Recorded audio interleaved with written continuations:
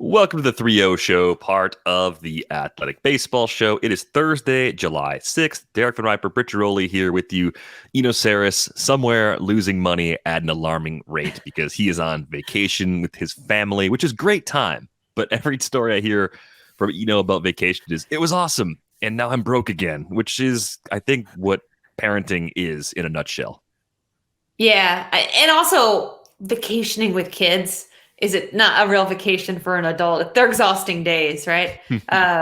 We've taken our baby a couple different places and it's super fun. Memories you'll cherish forever. But it's not what I consider a vacation, which is like sleeping till 10, kind of lounging around, right? Like the idea of a vacation shifts when you have children. So, we're thinking of you, we're thinking of your wallet, we're thinking of your sanity at this very important but fun family time. Yeah, good luck in the wave pool if you're in one. Those are a little hectic in July, a little crowded this time of year. On this episode, lots of ground to cover. There was a flap in the Nats-Reds game on Wednesday night, so we'll discuss that. Mike Trout's injury should have a significant impact on what the Angels want to do at the trade deadline here in just a few weeks. We'll talk about that. We're also going to discuss overall team injury luck. So which teams have been most heavily hit by injuries this year and how impactful have those injuries been? I think those are really important questions to look into, and time permitting, got a few toss-ups for what some recent events actually mean for the rest of this season. We'll begin with the flap in DC.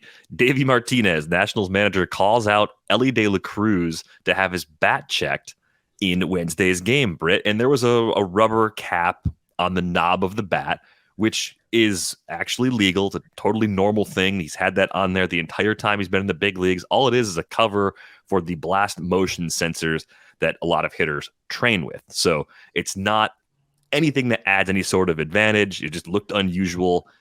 Davey gets the bat checked. Well, a couple innings later, Elly De La Cruz hits a 455-foot home run because that's kind of what Elly De La Cruz does.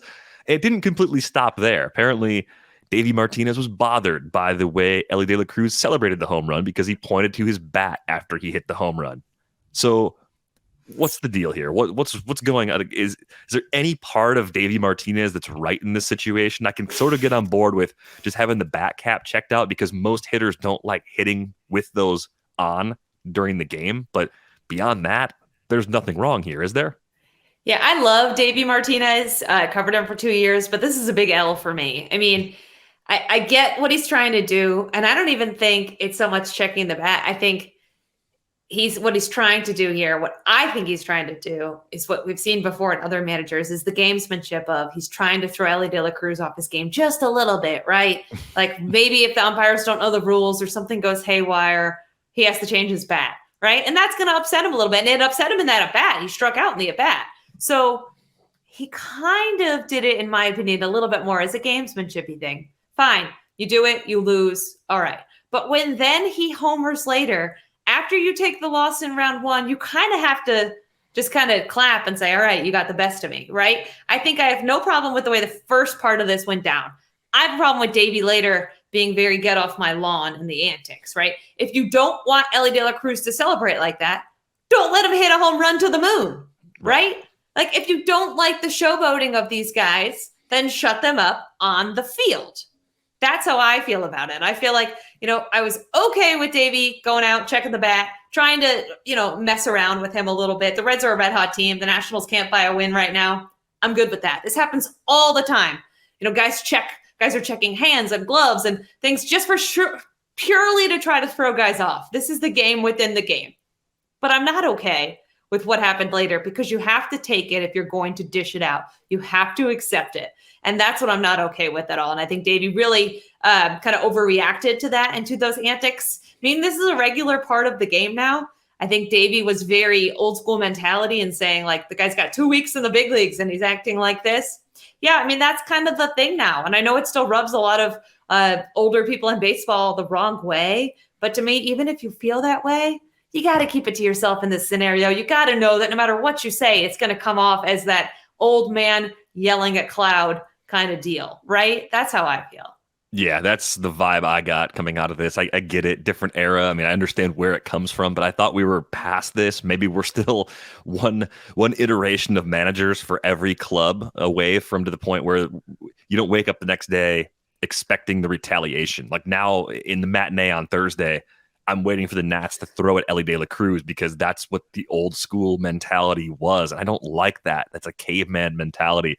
What Elly De La Cruz brings is fun. We've talked about that a lot on this show, and hopefully this is just much ado about nothing going forward. But I love that he homered in the next opportunity. Like that's awesome. Just hitting an absolute moonshot, point to the bat. I am here for that type of celebration. The Nationals are a team that we've almost discussed like never on this podcast this season. They never come up, Britt, because they're in a rebuild right now, right? They're not anywhere near a playoff spot. They weren't supposed to be near a playoff spot. They're 18 games below 500 entering play on Thursday. So the question I have for you as someone that gets to see this team a lot, which current Nats players do you think are most likely to move to contenders at the trade deadline? Who would you actually want to go out and trade for if you were seeking upgrades for your roster and looking at the Nats for those upgrades? Yeah, so I'm actually going to probably write something on this soon, but the Nats, even though they're a bad team, have some trade chips here. Now, they don't have the celebrities of deadlines past, which is probably why we haven't talked about them, right? There's no more Max Scherzer. There's no more Trey Turner. There's no more Juan Soto, right? They don't have any more celebrities, is what Mike Rizzo said to me the other day on the phone when he was describing their trade chips. And he's right, they don't. But they do have guys who are going to be in demand, and they do benefit, Derek, because of the expanded playoffs. There are so few teams that are kind of pitching that sign out front and saying like garage sale, everything must go, that the Nationals are going to be able to command, they hope, higher asking prices for guys than they would otherwise. And Jeimer Candelario is an excellent example. He's a guy who can play first, can play third, had a really good showing at the WBC, and is a switch hitter. So he can help a lot of teams. A lot of teams have a need for another bat for a guy like that. And so his price, especially this far away from the trade deadline, has been pretty high. Now, could it get lower as it moves on? Absolutely. But he's a guy who I expect is going to get moved. He's a guy that a lot of contenders have already expressed interest in. I think Hunter Harvey is another reliever who is under team control for a while. And a lot of teams, when they're making moves, like, tell me how crazy would this be if the Orioles took Hunter Harvey back because they need a reliever. And, they need a middle reliever, but Hunter Harvey's been a late inning guy. But a late inning guy on a bad team is a middle relief guy on a good team. And you don't go out and say, well, we just want an okay reliever. If you can get a guy who's throwing hard, like Harvey is, and put him in your bullpen and have him for the next couple of years, that's a Baltimore Orioles kind of move to me. And it's so funny because he was obviously top round pick, a prize prospect of the Orioles, until they let him go for essentially nothing. He just couldn't stay healthy. He's put it together. Kyle Finnegan is another guy in the bullpen who may command some interest. And you're going to see relievers go, but you're not going to see relievers go till we get closer to that trade deadline because teams are worried about, injuries and kind of assessing their needs. And also all it takes is a bad week or two for a reliever's value to just kind of plummet, right? Or totally rise. I mean, you did see Chapman go rather early, but that was Texas really aggressively filling a need. A lot of these teams are thinking they can get better deals if they wait as we get closer to the trade deadline. So I think that's going to happen as well. And then Lane Thomas, who, arguably is maybe their best player that could be a trade chip. He's another guy who I think a lot of teams would have some interest in. I don't know if the Nationals are going to be as inclined to move him as they are the other guys I mentioned, but there are some trade chips on a team that's just not a very good team. And I think besides the Nationals, we're looking at the Rockies and the Royals and the Oakland A's as really the only teams that are stepping up and saying, we're 100% selling. Now, if the Padres and Mets decide that they're going to fold these houses of cards, and more so the Mets, because the Padres are kind of stuck with these deals, then we could see the scope change and the asking prices change as more players become available. But right now, so many teams are just like a hot week away and unable to kind of say that they're going to do one thing or the other. The Chicago Cubs, another good example, that the Nationals kind of have a leg up here, especially if it continues this way. Yeah, I mean, I think if you are on the short list of teams willing to move players right now, it's definitely a seller's market. It's a good thing. The teams that are caught in the middle are the hardest ones for me to figure out. The Cubs had a come from behind win against the Brewers on Wednesday, and it was one of those wins that if you got to see it, It was like a bloop single, strange down the third baseline hit. Yeah, just weird combination of things happening. They're hanging on by a thread, right? This is a team that is 5 games below 500, but they're only 7 back because they're in the NL Central. Their playoff odds, according to Fangraphs, sit at 12.3%. Every single day matters for the Cubs right now as they sort of drift one way or the other. I still would look at this team and say they're likely to trade players away and be a seller at the deadline along with the Nationals, but they can't quite make that commitment just yet. At least the Nationals have the benefit of being bad enough where they could commit. If they feel like they get a good deal for any of those players that you mentioned, they could jump on it, much like the Royals did with that opportunity to get a couple players back for Aroldis Chapman. But I think I'm with you. I think Jeimer Candelario is the player that I like the most of the bunch. He spent most of his career in Detroit. He's on a 1-year deal with the Nationals right now. Pretty consistent overall, good approach. Doesn't strike out a lot. Draw some walks. Could probably be a good number 6 hitter on a contending team. So if there's a team out there that needs a clear upgrade at third base, I think he'd actually provide that. It's sort of tracking for his first maybe 5 WAR season, which would be huge for him on a 1-year deal. It gives him a chance of getting a nice multi-year contract in the offseason, regardless of what happens at the trade deadline. But the big thing at the trade deadline that could be changing is the Angels. Now, just a few weeks ago, we talked about the unlikely possibility of Shohei Ohtani getting moved. And I think at that time it was more like, no chance. They wouldn't do this. In the time since then, injuries have just decimated this club, Britt. Mike Trout's got a fractured hamate bone. The range of outcomes of that injury is 4 to 8 weeks. So you generally want to shoot for the middle as far as your expectations and say, okay, probably 6. If things heal well, it's a little less. If things don't heal well, it's a bit more. The Angels are 3-7 in their last 10. They're 1 game above 500 entering play on Thursday. They would not make the playoffs if the season ended today. The depth in the outfield is actually okay. They brought Joe Adele back up, so we're going to see Adele and a lot of Mickey Moniak, and Taylor Ward's going to continue to get lots of run. But this isn't the only injury the Angels are dealing with. Trout's injury is now overlapping Zach Neto being on the IL. Brandon Drury's on the IL. They already lost Logan O'Hoppe, their starting catcher for the season. Gio Urshela just went down with a season-ending injury. And Anthony Rendon, talk about a player you've seen a lot who just has not looked like the same guy. Injuries are likely a big factor in it. He's dinged up again. Also has no power when he's out there right now.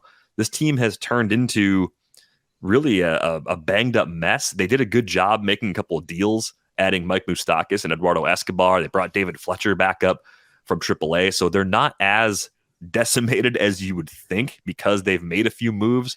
But it's kind of like when Bryce Harper went down, it was last year, and we all wondered, can the Phillies stay afloat without Bryce Harper? It's a similar sort of question for the Angels without Trout. Can they weather the storm in the next 4 to 8 weeks, still be within a few games of the playoffs, and then get that added boost of getting Trout back down the stretch? Or do they hit the trade deadline in 3.5 weeks from now and say the best path forward for the organization is to take Shohei Ohtani and trade him to a clear contender and get a lot of young talent back because we just keep chasing every problem we have with money? We don't have the organization built in a way where we can replenish as well as other organizations. So how much does the Trout injury change their plans at the deadline, if at all?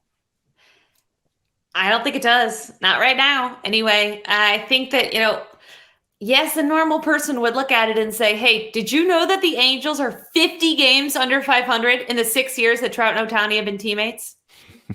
50 games. There have only been, over that span, there have only been 7 teams that haven't made it to the playoffs, and the Angels are one of them, despite having 2 of the best players in baseball by WAR over that stretch. So I think if I'm Artie Moreno, I'm doing a lot of things differently, including I probably would have traded Ohtani over the winter. Now you look at it and you say, even if this team does stumble in with the expanded playoffs, is it worth it to sell a few more tickets? Angels home attendance, by the way, up 8% this season. Is it worth it to have this guy for a couple more months, to have butts in the seats for a couple more months when we could actually retool? Now, if you're going to retool, though, you have to feel comfortable in your development process, which the Angels have never been able to do, right? They've been a house of cards. They've been an organization that has bought expensive players and never been able to win because they are building this fancy house on basically like a dump, right? The whole thing is cratering. It's like building a house that's like got terrible foundation. It's just never going to work long term.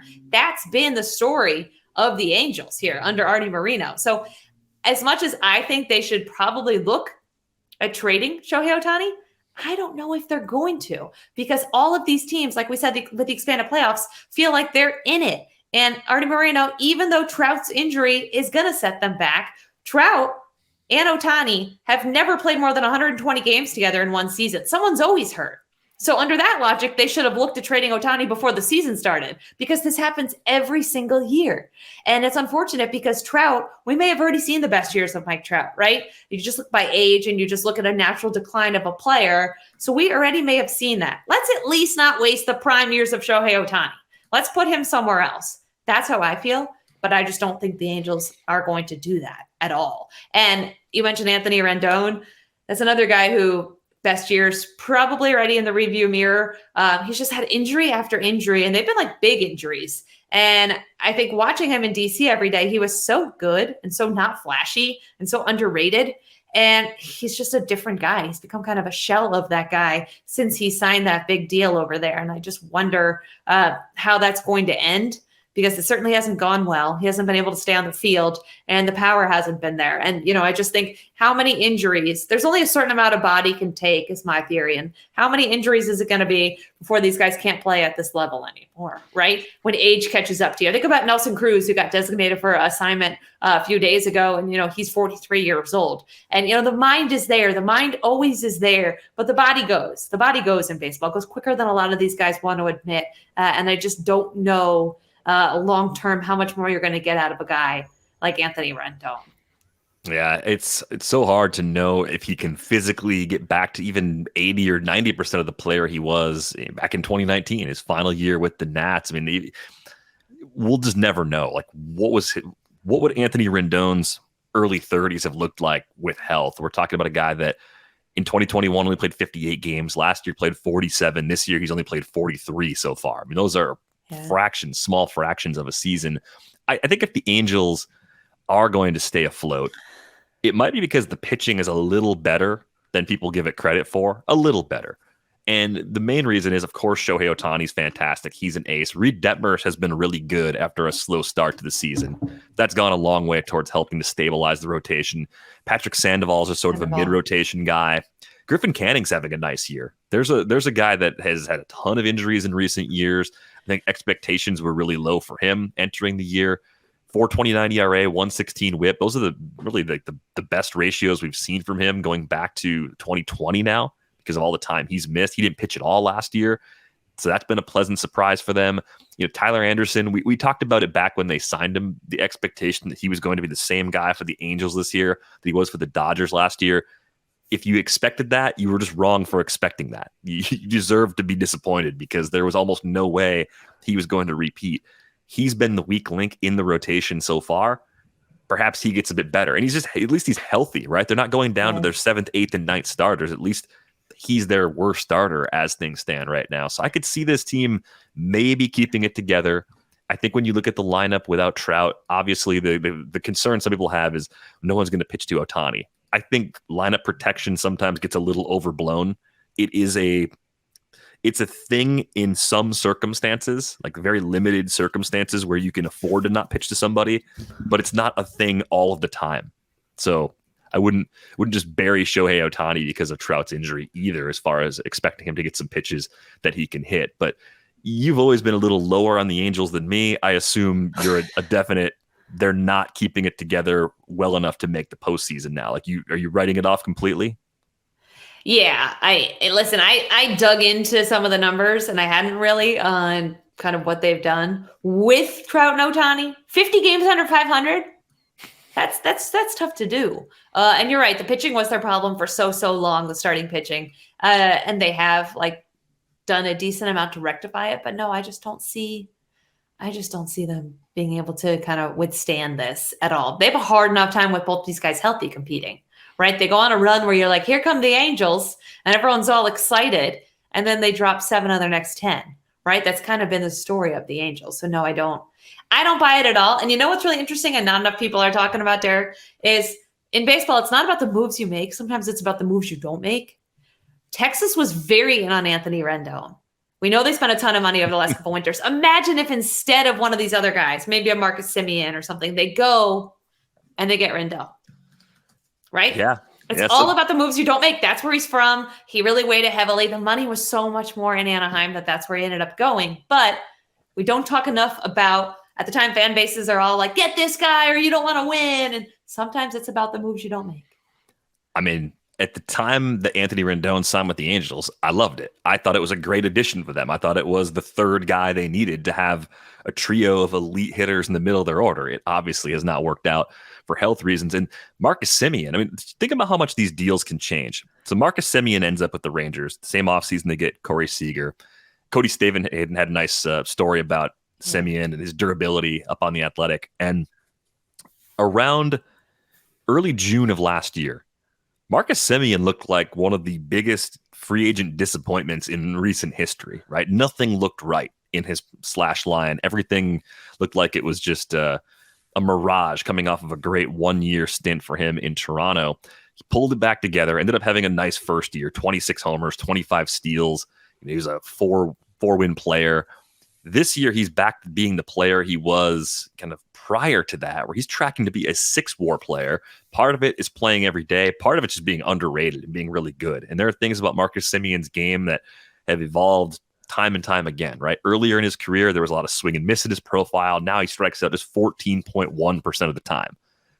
Early in his career, there were questions about his ability to be a good defensive shortstop. He became a great defensive shortstop before moving over to second base, right? So this is one of those players that I think you could have very easily been heavy-handed with criticism a year ago on the Rangers' decision to sign with that long-term deal.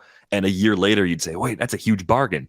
7 years, $175 million. This guy's going to be worth $175 million in the first 3 years of the deal. Everything they get in the last 4 years is going to be gravy. And that might be right. And to your point, Carlos Correa, I was just thinking about how the Giants, the media around the Giants out here in the Bay Area destroyed Farhan Zaidi for not getting the Carlos Correa deal over the finish line. And in this moment, I would imagine that those same people are saying, oh, maybe that was a good thing.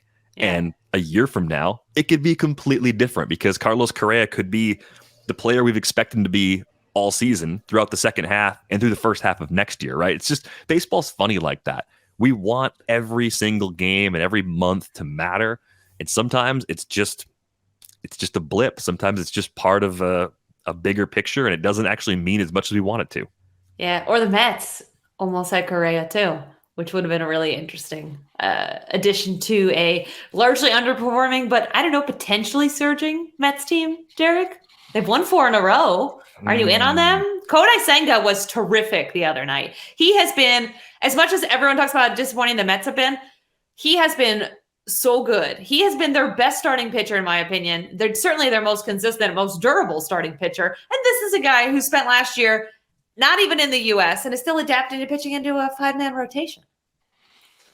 So is the question, am I back in on the Mets?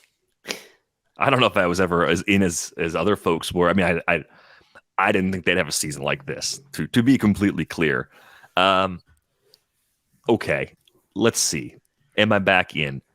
I also was never as out as everybody else was because I'm a waffler in the middle, or I'm neutral. I'm Switzerland, right? I'm the one that's always like, it's not that bad. It's not that good. That's sort of where I've been with the Mets the entire time. I think they're probably still on the trajectory to have a pretty quiet deadline where they potentially move someone like Tommy Pham and David Robertson out of the bullpen, some of the older players, and still have enough there where if they were to find their way into the postseason, they could survive. That to me still seems like the most likely outcome as opposed to that massive teardown. Wait a minute. You can't trade the guy who's essentially your closer right now when you don't have Diaz and say we're still going for it.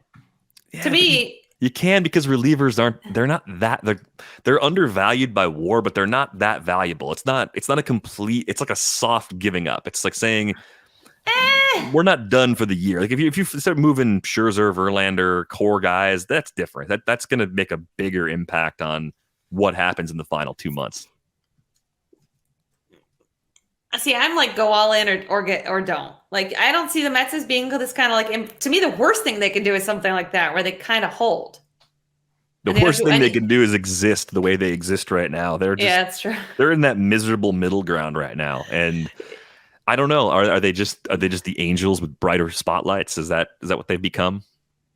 Kind of, but I mean, to be fair, they don't have a Shohei Ohtani. No one does, right? But yeah, I think. Listen, I think if I'm the Mets, I'm looking at these next 2 weeks and I'm saying, listen, if we're not on this ridiculous like Reds like run, everything nailed down must go. Because if you really are going to try to get Shohei Ohtani, which has been long rumored, then you have to say to him, like he wants to win. It's very apparent in a lot of these interviews that he wants to win where he goes next. So not only is it just going to be money, you're going to have to convince him that your plan is good, that you guys are headed in the right direction. And I'm sorry, but trading a few pieces out of the bullpen isn't going to be enough for Ohtani to say, yeah, where do I sign on this line, Steve? You got to really have a concrete plan that you're going to retool quickly. I'm not saying the Mets should rebuild and start a 5-year plan. That's not going to work either. But you have to be able to assess this trade deadline. And if you feel like you're not going to be a team that goes deep in the postseason, you have to be able to then step back and say, how do we retool and how do we do this quickly? And that to me includes the Scherzers and the Verlanders of the world. Right. I think you keep them if you think you're going to win with this core, and you just trade the guys who are expiring free agents regardless, because unless you feel a lot better about your chances 3 weeks from now than you do today, and maybe they'll play that well. Maybe that's how things will go for them between now and then. The Padres are going through the same thing. Those two teams are just stuck together this season. The teams that had high expectations that are underperforming them. Has anything changed for you with the Padres? I mean, they made the roster shuffle. You mentioned Nelson Cruz getting DFA'd a little earlier in the show. Like, I don't know. I don't know if I can say anything's that different for me today compared to where it was a couple weeks ago. Yeah, no, they're still 5 games under 500.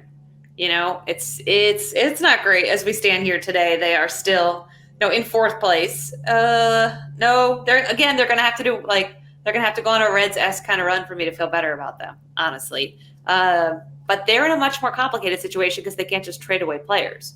I do think, and we didn't talk about this last week, it is interesting to me that Fernando Tatis Jr. was not elected to the All-Star game because the players are the ones who get to vote on that. So that was basically the players saying, nuh-uh, we don't care that your numbers are arguably better than other guys that are going. Nuh-uh. Like, I don't know. I don't know what I got on that. On one hand, I kind of like that the players are policing it. On another hand, are we really going to play that game? And if a guy gets suspended, then he's just not going to go to the All-Star game even though he served his time and did his punishment? Yeah, so what would you prefer? I mean, would you prefer I guess there's 3 options. Like a guy like Tatis makes the All-Star team. It just happens.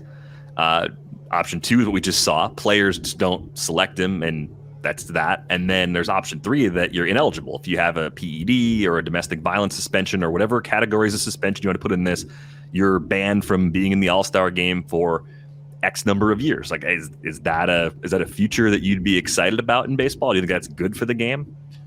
I don't know. Are we going to lump PEDs and domestic violence in the same thing? I mean, they're very different, but I'm just saying, like, are you going to block players from participating in the All-Star game because of various suspensions? Like, there's an open question there.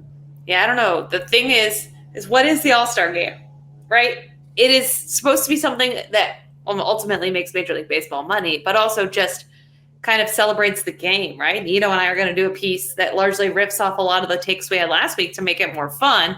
And to me, if a guy deserves to be there numbers-wise, he should be there numbers-wise. Now, if he got suspended this year for steroids and it was like a tiny suspension and then he came back, okay, because nobody knows what those numbers are. But it was last year, and his numbers this year, I'm assuming he's getting drug tested with a lot of frequency, and his numbers this year are very good. So how long are we going to punish the guy? I don't know about that. I feel like he deserves to go. What do you think? I think going back to your question of what is the All-Star game, it's a party celebrating baseball. And I think in this case, I think for PEDs, I would be more willing to say it's fine. I think in the case of domestic violence suspensions, that'd be a great extra punishment for something like that, an extra carve out to put on top of the suspension itself. It seems weird that Tatis is not an all-star to me. It does. Just the gut reaction is he's one of the best players in the game. He's one of the most exciting players in the game. I think people generally want to see him there. But I don't know. Maybe I'm wrong. Maybe I'm off. Maybe everybody else is right. Maybe the players are right in this case to say, no, we don't want him here. I'm curious to see how consistent they are with this going forward. As we get more PED suspensions in the future, will other players be treated the exact same way, or will there be some double standards? The big topic I wanted to bring to the table today, Britt, was overall team injury luck. Because I know with the Dodgers having a relative down year, there's a lot of questions about, how much of that is injuries? And a lot of it actually is for them. There's a really good tool over at Baseball Prospectus. And you can look at IL days. You can look at value above replacement player lost for the season. That kind of helps you measure the impact of the players you've lost relative to their projections. And the team that had the most days on the IL this season, when I last opened that page yesterday, was the Dodgers. Over 1,100 days on the IL. Top three teams were the Dodgers, the Yankees, and the Reds. And I think some of that can be having older rosters in the case of the Yankees. There's a variety of reasons why a team might end up on that list. A willingness to take on injury risk players. Like there's a whole variety of things. On the other end, I thought this was kind of interesting too. Fewest days on the IL this season, the Guardians, the Orioles, and the Cardinals. And I thought those teams were all interesting for different reasons. The Guardians, you would have thought maybe they'd be kind of in the middle of the pack at least because they've underperformed expectations this year. The Orioles, maybe getting to a level above what people expected in 2023, have had good fortune on the injury front, I think you could say, based on them being second lowest in the total of days spent on the IL so far this season. And the Cardinals have just no excuse for being as bad as they are. If the Cardinals were the victims of bad injury luck, they'd be high on the list instead of low on the list. So I found that one to be particularly surprising. I would have expected the Cardinals to be at least in the middle of the pack in terms of days lost to the IL this season. So this is just generically days lost, though. It doesn't account like a guy who matters more, right?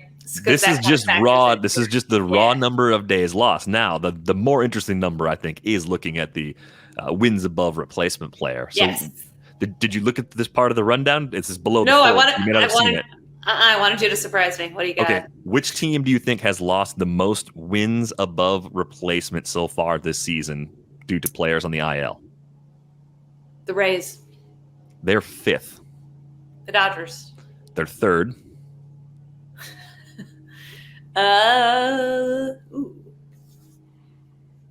Who else is a high WAR team or team that has lost a lot of like superstars or guys who matter? I'll give you one more guess to see if you can get the number one. You got two of the top five already. Take one more shot at it. I thought the Rays would be higher, quite honestly. Let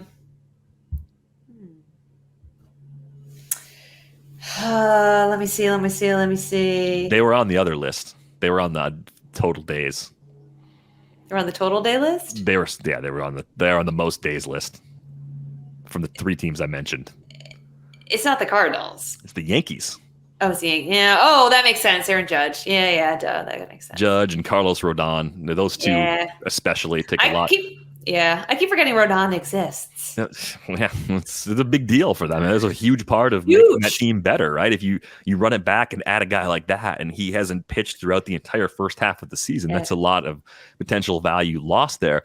The Astros were also in the top five. They're number two, so in between the Yankees and Dodgers. And the Brewers are right there between the Dodgers and the Rays, also in the top five. I think this is Brewers. I didn't see that coming, but the Astros certainly. They had a bunch of big injuries. Yeah, I mean, the Brewers, Brandon Woodruff is the big one so far. They had a short-term injury for Willy Adames. Luis Arias has lost some time. Garrett Mitchell got hurt early in the season. It's like a couple big ones and then a lot of smaller ones, I think, that have kind of popped them up there. Now, least wins above replacement, fewest wins above replacement lost this season. This team kind of makes a lot of sense to me. I'll give you a couple of guesses. Who is the team that has lost the fewest wins above replacement so far this season? Oakland. Nope.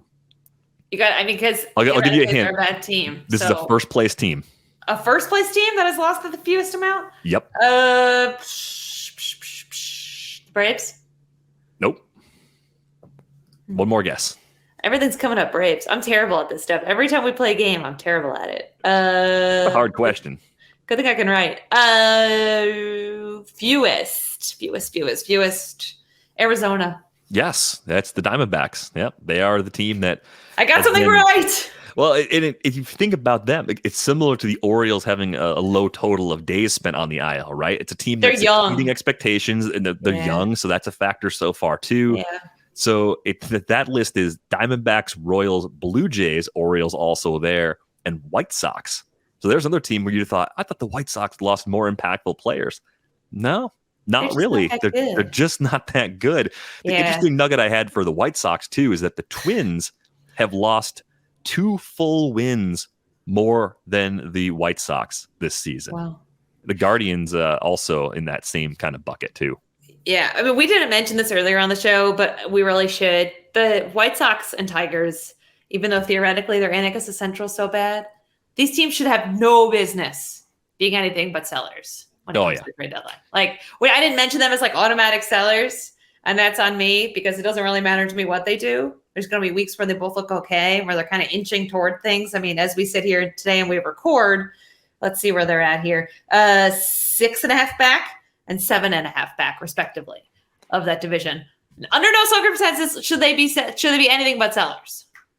Yeah, I think with the White Sox, I was ready to push them into that bin a few weeks ago. And the Tigers, I think the problem I've run into when I've looked at their roster throughout the season is I don't know if they have a lot of veteran players that other teams would want. The Nationals have a few. The Tigers have maybe a couple relievers and not much else because a lot of their young guys are guys they're going to be relying on as they continue going through their rebuild. But what about Eduardo Rodriguez? He'd be the guy. Like he's got an opt-out in his contract too, which also makes it kind of complicated because then you don't get as much back in the return for the trade. But then you at least have the possibility if you're assuming he's going to opt out anyway, you'd either trade him for prospects than get nothing. So yeah, I mean, I have a lot of friends who are Tigers fans because I went to school in Michigan, and this crazy stat one of them sent me this morning is that the Tigers, I don't know if you saw this, they're the only MLB team to strike out 12 or more batters while allowing 2 or fewer hits, no earned runs, and yet lose the game. MLB teams previously were combined 319, 0, and 1 when putting up those numbers, regular and postseason. That's impressive. That's an impressive way to lose. Finding new ways to lose that's actually one of the few entertaining things about rooting for a truly bad team is discovering new ways your team can disappoint you. Yes. So sorry, Tigers fans. Yeah, it ain't good. But, I do think they already hit rock bottom last year. And so they have nowhere to go, but slowly up and up. And they're going to have weeks where they look okay and weeks where they don't. But them and the White Sox should just be like trying to get whatever they can for whatever they have. That's where I am at with both of those teams, with where they are. Even though the standings, you look at it and you're like, well, they're closer to the top than the Mets or the Padres. And you're like, yeah, but just look at these teams. Those teams stumble in. They're going to quickly get eliminated, right? The Mets and Padres stumble in and we're sitting here saying, ooh, if they get hot, they can beat anybody because those teams were built to win. Those teams have pitching that you trust a little bit more. I think you could see with the White Sox, if Giolito and Dylan Cease are healthy and pitching well, they've got a 1-2. If they're going to go to Lance Lynn as their 3, it's harder to see their pitching holding up if they sneak in. If they were to keep just going the way they're going, the various injuries they've had, Tim Anderson's just not the same guy. I think that's part of the problem with the White Sox. It's a small part of the problem, and I think it's his shoulder. I just don't think he's healthy right now, too. You could add him to that Anthony Rendon list of, wow, that changed really quickly. Hopefully it's not changing for good in the case of Tim Anderson, but this is certainly a big step in the wrong direction. I had a question for you about just the World Series as of today. Like if you're trying to predict on July 6th, who's going to win the World Series? I assume the chalk for most people, the team that you would actually want. If it's like you can have one and I get the field and I'll give you odds or whatever we have to do to make it fair. Atlanta's the team everybody wants at this point, right? I mean, they've quietly passed the Rays in winning percentage. They've been the best team in baseball during the regular season. They've had several stretches where they've played well. I just saw in the 755 is real recording. They've won 10 consecutive series, 10 in a row. I mean, they are just playing so consistently well. They score a ton of runs. They've held up through some pitching injuries, and they're going to get those guys back. Max Fried is making progress toward a return. We know Alex Anthopoulos is one of the more active GMs. He will find ways to upgrade the spots on this roster that need a little bit of refinement. So if you were choosing today, I'll give you two teams. Any two teams you want. They can both be in the same league. You can split them, one AL, one NL, and you have to identify the World Series winner. Which two teams are you taking today as your best bets to come away with the World Series win? Well, it's never the best team that wins the World Series, so not taking Atlanta. You can have them. It's true. It almost never is. It's I think you look at it and you're like, okay, what team could be scary? I'm going to go Miami. I was looking at this just as you were talking. They listen to this. Okay. Miami would be obviously winning the AL Central. They'd be tied with Texas across the AL West. They would be winning the NL Central, and they'd be winning the NL West. So, and you know what makes Miami scary is their pitching. You know what teams do really well in the postseason? Teams that pitch. Mm-hmm. The hitting is just up and down. The teams that can dominate starting pitching, and Miami has really good starting pitching, can go deep into postseasons. So I'm going to go Miami because, again, it's never the obvious team that wins the World Series. It's the team that gets in as a wild card or didn't win their division. So I'm going to pick that as one. And then do I have to take one from the AL? Is that what you're saying? No, you could take two from the NL if you want. It's any two teams you want. Let's make this really interesting and make people really think I'm an idiot. I'm going to go Orioles, Marlins. You're going to Orioles, Marlins. Now, the Orioles have actually taken a little bit of a nosedive here. As of late, they're 4-6 in their last 10. But I'm working under the assumption that Mike Elias is going to add a middle reliever and potentially a starting pitcher, maybe a Lucas Giolito kind of guy at the deadline. That's really what they need. Also, they're only getting better. They just called up another prospect, Colton Cowser. They just keep finding these young guys. What they've really done well is developed young hitters. They just keep churning out these young hitters. Now, are they going to buy the pitching to go along with that? They kind of have to. Otherwise, they're not going to be able to kind of maximize that. But, Derek, they have not lost back-to-back series in more than a year. It's the longest streak in the majors. They're not a team who's had these terrible slumps. And for a young team to avoid that, to me, kind of says a lot about what they're made up of, right? They're not a team that all of a sudden drops 7 in a row or, loses, 9 of 10. They haven't had that at all. They've been a pretty consistent team. Even when they're having a bad stretch, they're about 500, which is kind of what they're marred in right now. Like I said, 4-6 over their last 10. Teams would sign up in blood for that to be their bad stretch. So I'm going to go with them, and I'm going to go with the Marlins, not because I think they're the best teams on paper, but because the best teams don't win the World Series. It comes down to the hottest teams and the teams that believe that they can actually win. The Marlins have the pitching. The Orioles don't have the pitching at all, but I just really like the vibes that are going on there. Also, selfishly, I want to sleep in my own bed for the World Series this year. Can they make it happen?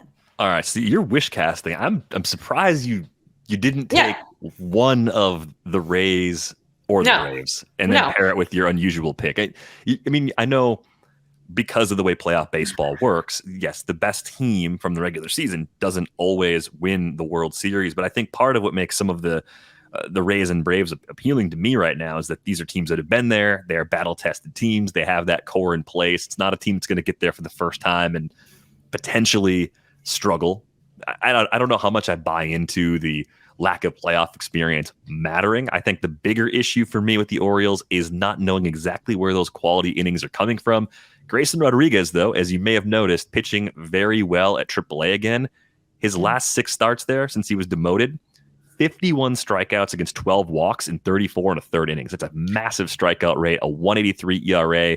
Opponents are hitting 177 with a 254 OBP and a 294 slug against him.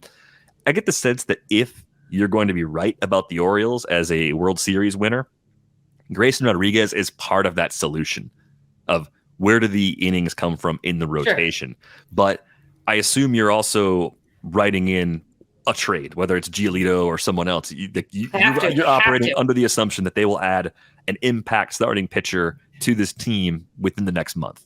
If they don't, I don't think that they can make it out of probably the first round of the playoffs. I mean, they have to add an impact starter. They're going to add a reliever. It's the easiest thing to add at the deadline.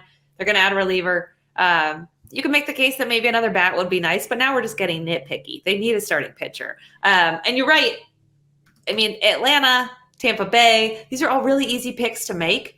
But I mean, I don't know. I've been covering baseball for 15 years, and every year there's this vaunted team that can't lose, and almost always they lose. I mean, I covered the 2019 Nationals, a wild card team had no business in winning. The Braves, when they won the World Series, were under 500 until August. My first year in 2008, Tampa Bay, that team, people were like, wow, the Rays are over 500, rode it all the way to the World Series. They did lose to the Phillies that year, but still, like, I have just seen teams that had no business doing what they were doing continue to do it. And by the time you get into the playoffs, to me, it's just a roll of the dice. I'm just picking two teams who I think are going to get into the playoffs, right? That's all we're doing here is you're just rolling the dice and seeing who does it, because the playoffs are just an ultimate crapshoot. Nobody knows anything, right? We have seen time and time again that the guys on paper, like, this is the reason why the game is so fun. It just never turns out the way we want it to. So why not? Why not the Marlins? Why not the Orioles? Why not the Diamondbacks? Why not some of these other teams that we're looking at? We're like, I don't know if they're going to be able to hang on. Why not? Hey, why not the Cincinnati Reds, Derek? That's what I wanted you to do. Oh, I know. America's team. Yeah, America. I love it. I love the hype the Reds are getting. I enjoy watching that team. I really do. But even more, I love the hype they're getting, because there's a team lurking in the weeds in the NL. No one's talking about them. And I love it, because all you got to do is get there. All you have to do is get there. Now, they need a pitcher too, the Reds. Oh, desperately. And I think that's going to be one of the fascinating things about the deadline is who actually gets the best pitching available, and will there be any surprises? Will there be a team further away from contention willing to trade a pitcher away with years of control remaining? Because that could be some of these teams, like the Orioles and the Reds. We talk about them all the time. The Orioles, especially, of needing pitching long term. Mm-hmm. You don't necessarily want the rental. Yes, it helps you now, but you'd rather make the impact move that also helps you next year, because your window is opening for multiple seasons. Do you think the Orioles pitching is underrated? Keith and I talked last Friday, I think it was, about Tyler Wells being a really nice success story for them. Just about a strikeout per inning, 4.5 Ks to every walk. The only real issue with Tyler Wells is he gives up some homers. Yeah, he's got a pretty bad home run rate. I mean, they've shown this ability as an organization to find pitchers, kind of like the Astros have. It's that sort of top end quality that you wonder about. And I know Grayson Rodriguez is supposed to be that guy, but he's not that guy at this moment, at least. So whether it's Kyle Bradish or Dean Kramer, do you think this is collectively a group of undervalued pitchers who are legitimately good? I think they're solid, and Kyle Gibson's another guy who's been pretty solid for them. But my main issue is they seem like a rotation of threes. And how many teams with rotations of just pure threes has won the World Series? Mm-hmm. Right? Yeah. You just, in my opinion, when you get to the postseason and everything gets upped, you're putting a ton, because you don't have these, or at least one or two ace guys. Those guys that are threes now all of a sudden are maybe only going 4+ innings. You're putting a lot on the bullpen. You're putting a lot on the lineup to score enough runs, because these are probably not guys that are going to go put up double-digit punchies and like just absolutely flummox the opponents, right? So I think the Orioles starting pitching has been – I think that's the reason they're as good as they are. Is people weren't expecting their pitching to be this good. That's the reason I think they're in this position. But it's not good enough. It's good. It's fine for now, but it's not good enough to go to the next level. They need to add a starting pitcher from outside the organization. They've been really, really good, like I said, at developing young hitters. I've had multiple other opposing GMs mention that to me, that they are in awe of what the Orioles have been able to do in terms of developing hitters. But in that system, it's not like, hey, they've got a couple guys at AA, wait for them. No, they have like a real lack of those elite starting pitchers. You mentioned Grayson Rodriguez. Obviously, he's one that's going to, they think, come up and be a guy for them. But there's not this huge stable of guys that they need to just kind of hold serve until they get here. So I think they have to get somebody, preferably that's under team control for a little while, to really capitalize on this window. I've got one more trivia question for you, because I'm so bad at these. You made me think of a team that won the World Series not that long ago that didn't have the loaded rotation, because generally you need very good starting pitching to win. I'm thinking about those Royals teams from the middle of the last decade, the 2015 Royals. So they beat the Mets 4-1 in the World Series. So 5 games started. They only used 4 different pitchers because one guy started 2 games. How many of the Royals starting pitchers from that World Series do you think you can name? Well, I covered the Orioles team that got swept by them, so maybe a decent amount. Okay, Jeremy Guthrie. No. He was the starting pitcher for the Royals? He didn't pitch in the World Series. He was there in 14, not 15. Might have been there in 14, yeah, 15. Ah, shoot. Wade Davis? Reliever, but he was there. Really good. 4 innings, 8 Ks, 4 scoreless innings. And let me just sidebar with the fact that the Royals got this far is because they really kind of invented the turbo bullpen. Their starters only had to go 4 or 5 innings, then everybody else just kind of held serve. And they were a team that put the ball in play a lot, stole a lot of bases. So they were a little bit of a different look team. God, this is all leading to the fact that I don't think I can name anybody. And I think that's Royals rotation. But that's good news if you're an Orioles fan, I think. Hold on. Yeah, but that was so long ago that the game is just decidedly different now. Everybody has a turbo bullpen. The Royals were the first team that really did that. Yeah, so I guess the reason I'm bringing this team up is because I think give me these starters. I need to hear their names. So it speaks to the variance in the playoffs. So Edinson Volquez is the guy that started twice. He started 2 games for the Royals in that World Series. Johnny Cueto started 1. Hi, Cueto. Chris Young started 1. And the late Yordano Ventura started the other. So those were their guys that started in that World Series. And then it was the excellent bullpen. It was Wade Davis, it was Luke Hochevar, it was Kelvin Herrera. I mean, it was a loaded pen that they had. And that was definitely a part of it. They had a totally different sort of lineup construction. I don't know how well that lineup construction would work. The Orioles lineup today, to me, is better than what the Royals had back on those teams. I would choose this group of Orioles hitters for sure over that group of Royals hitters. Yes, but what that Royals group did very well though is, like I said, they played small ball, they stole bases, and they really just got lucky. What was their batting average on balls in play? Because it seemed just absolutely absurd, especially in 14. I can't remember too much in 15, but I remember watching them in 14 and being like, oh my God, every single ball they hit found a hole. They were like that kind of team, right? They were just faded, it felt like. They were not that great on paper. But again, this is why I picked the teams I picked to win the World Series, because you're saying what? Are you insane? And that's the way baseball works. Like the Phillies last year, this is the way baseball works. It is the hottest team once you get in. It's well known in baseball. All you do is get in. And then what from there? It's whoever has the hottest month. That's it. It's not who's the best team. It's not who's got the best lineup. It's whoever the hottest team is. That's how it goes. So, yeah, the Orioles could do it without a starter. You're right. The Nats did it without a bullpen, and people were all like, they can't do it. They have 2 relievers they trust. So there are things that, kind of defy the reason and logic that we think we know on one hand. On the other, like I said, the Royals were the first team to really be like, listen, if we're winning in the 5th inning, we're winning this game. Every team now has a bullpen like that. Every guy coming out of that bullpen is thrown in the upper 90s, right? Usually with just absolutely filthy stuff. We didn't see that 8-9 years ago, which is crazy. That Royals team that lost in 2014, it was Jeremy Guthrie for 2. Yes. It was James Shields for 2. It was Ventura for 2, and it was Jason Vargas for 1. I mean, if not for one of the greatest postseason performances we've ever seen from Madison Bumgarner, it's possible the Royals go back to back with World Series at 14 and 15. That they were that close, which is remarkable given how different that team was built compared to a lot of teams that we're looking at now as the kind of perennial contenders. We are going to sign off. On our way out the door, a reminder, you can get a subscription to The Athletic for $2 a month for the first year at theathletic.com/baseball show. You can find Britt on Twitter at Britt_Giroli. You can find me at Derek Van Riper. The Athletic Baseball Show returns on Friday. Come back, Eno.